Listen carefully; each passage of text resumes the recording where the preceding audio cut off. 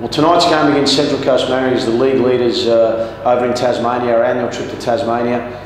In preparation for that game, if we look at Central Coast, and they've obviously been travelling very well, and we've come up against a stiff opposition.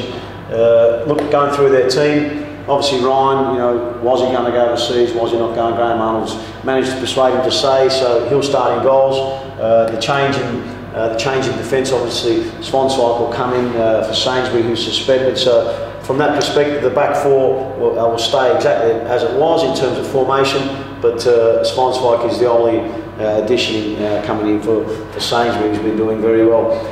Where they have got a selection dilemma throughout their team is probably in here with their captain, their club captain Hutchinson. Obviously came back from suspension last week, and Graham Arnold resisted the temptation to bring him straight back in the team. And I assume that they're going to go with Montgomery and Bozanic once again after last week's result. Obviously had a steady game, both of them in there.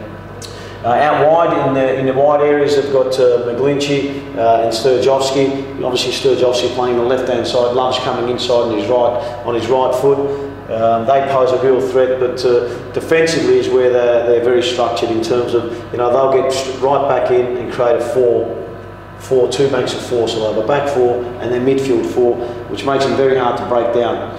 So it's important for us in transition, obviously, that we do things nice and quickly and get at their back four and play right through their middle four. Up front, obviously, they've got the leading scorer and the leading marksman, and McBreen's had a great season and scoring goals regularly.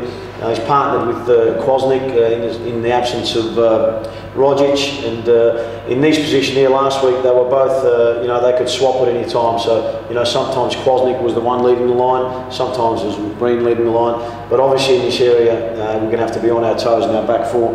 They've really got to be up for it because as I said, he's scoring almost a goal a game at the moment. So it's going to be a difficult task for us, but one we're looking forward to.